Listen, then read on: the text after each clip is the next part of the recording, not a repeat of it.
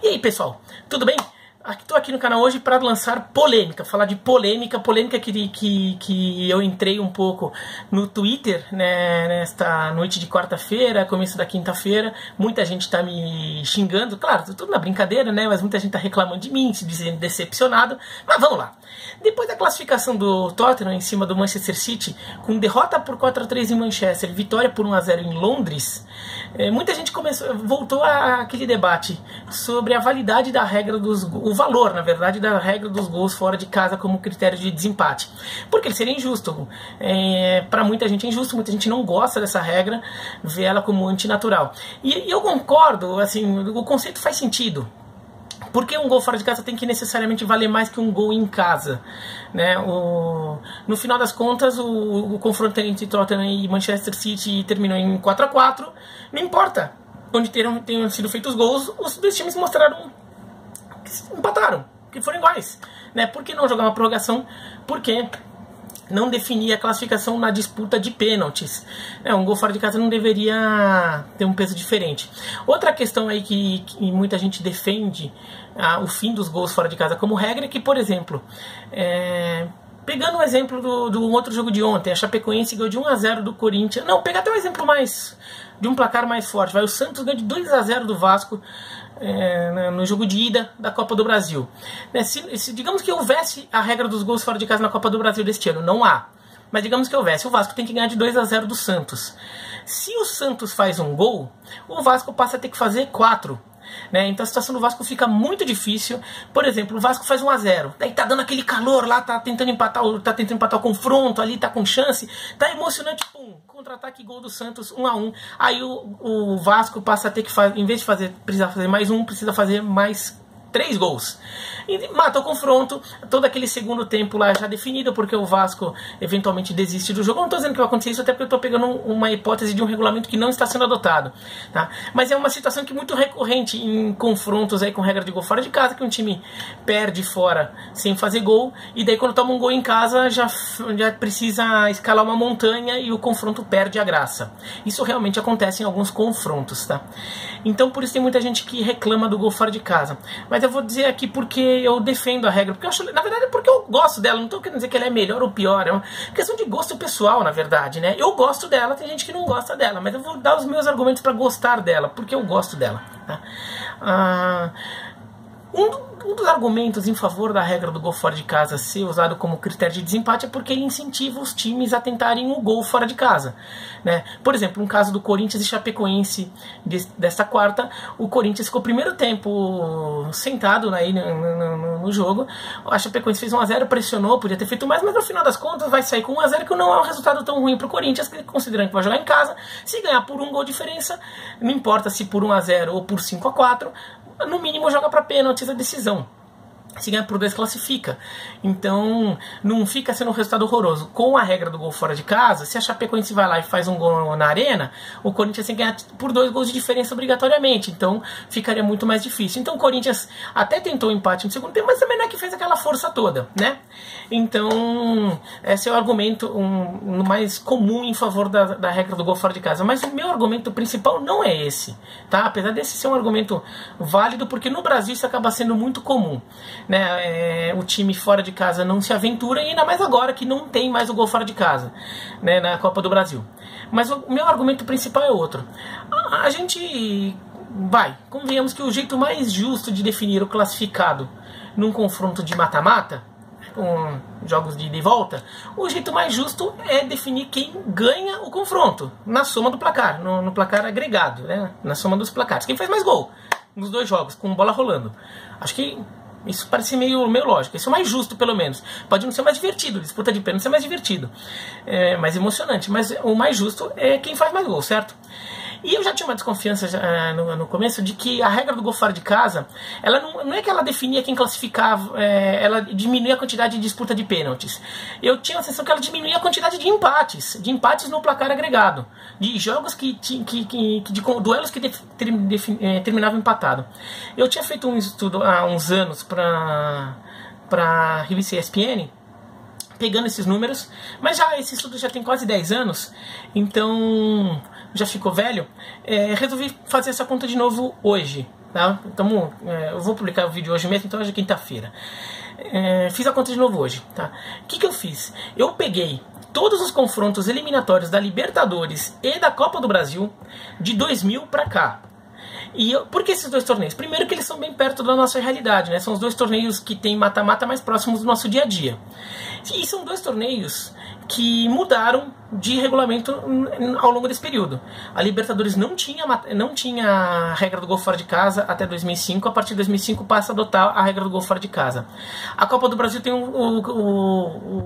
faz o sentido contrário. Ela tinha a regra do gol fora de casa, desde que foi criada lá em 89, mas ela vinha com a regra do gol fora de casa e deixou de adotar a regra do gol fora de casa. Então, essa foi a conta. Esse foi o motivo de escolher esses dois. Nesta conta, eu não considerei as finais de Libertadores em que o regulamento previa a prorrogação, porque a prorrogação é um elemento extra do duelo, né? A prorrogação é um elemento extra que os jogadores em campo ali podem se pautar pela necessidade de ter ou não que jogar 30 minutos a mais, caso termine empatado o confronto. Também não contei confrontos da Copa do Brasil, dos regulamentos antigos, em que se o time ganhasse fora de casa por 2 gols de diferença ou mais, não tinha o jogo de volta. Então, se o jogo da ida o time visitante ganhasse, não fazia o jogo de volta. Vocês lembram desse regulamento? Esses regulamentos, na verdade, até iria, no final das contas, jogar o número o número de empates lá para baixo, né? Mas assim, eu não contei considerando que se tirou a chance do time do time mandante do primeiro jogo a tentar recuperar o jogo no segundo, apesar da gente saber que dificilmente isso iria acontecer. Então, eu não contei esses duelos também. E fui lá fazer a conta. Com um gol fora de casa, valendo, somando os dois torneios, foram 114 duelos. 34 terminaram empatados no placar somado. Desses 34, 11 foram para pênaltis. Tá?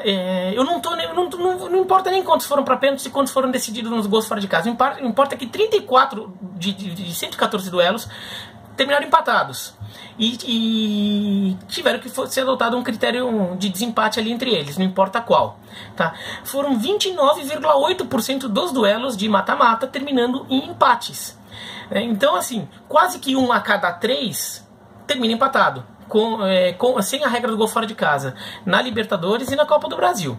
Então, assim, a bola rolando está decidindo pouco, né? Fica com 70,2% dos confrontos terminaram ali decididos no campo, mas 30%, né, 29,8%, foram decididos aí com critérios de empate, porque os dois times empataram. Com o gol fora de casa valendo, tá? Daí o número ficou muito maior por causa da Copa do Brasil, né, que teve muitas edições ali. Foram 1.278 duelos em mata-mata, com 237 empates no placar somado. Isso dá 18,5% de empates. Quer dizer, dá 11,4% pontos percentuais a menos. Ou seja, com a regra do gol fora de casa, tem menos empates. Independentemente de se o gol fora de casa está sendo ou não usado como critério de desempate, ou se aplicado como critério de desempate, ou se esse duelo está indo para pênaltis, empata menos. Tem tido menos empates. Ou seja, mais duelos se definem no campo nos 90 minutos com a bola rolando.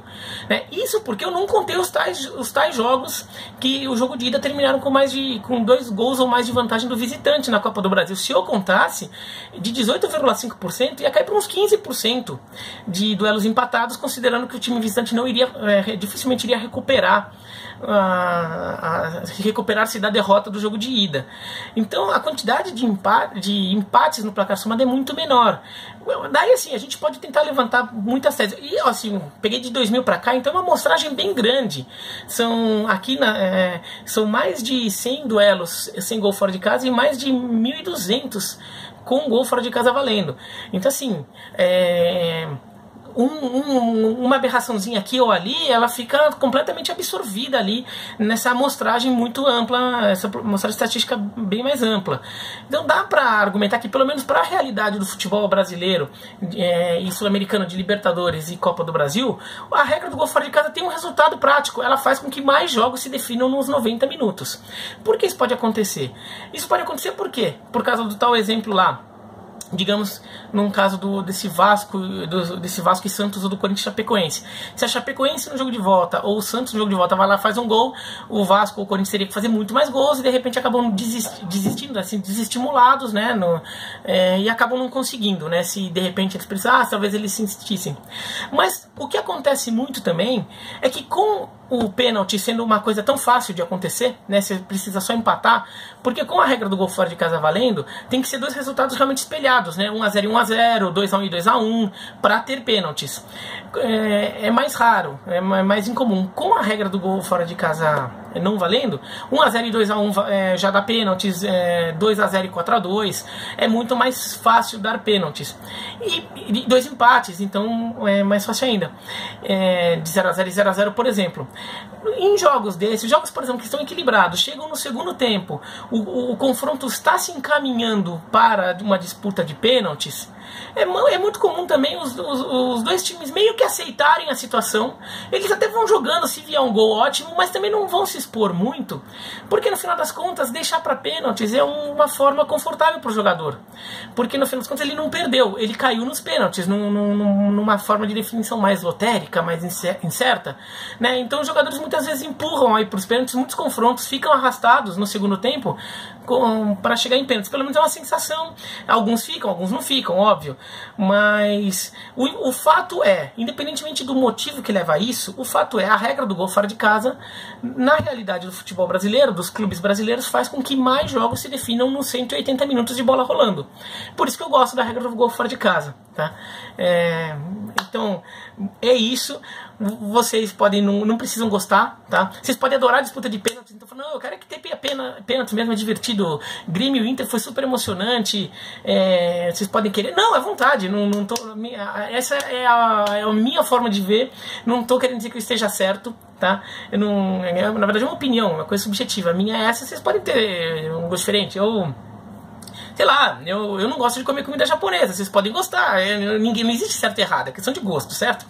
Então é a mesma coisa aqui, gostar de um tipo de estilo de regulamento ou gostar de outro. Eu gosto dos gols fora de casa, esse aqui é o motivo, tá? Porque eu acho que ele tem um resultado efetivo em fazer com que mais confrontos se definam com a bola rolando, e isso eu acho legal, tá? Mas se vocês gostam de pênalti, se vocês ainda assim, não, que se dane, esses gols fora de casa não tem nada a ver, ou porque vocês viram seu time de repente perder algum duelo importante por causa da regra dos gols fora de casa, vocês ficarem indignados, acharem justo, tudo bem. Não tô certo, não tenho pretensão de estar certo,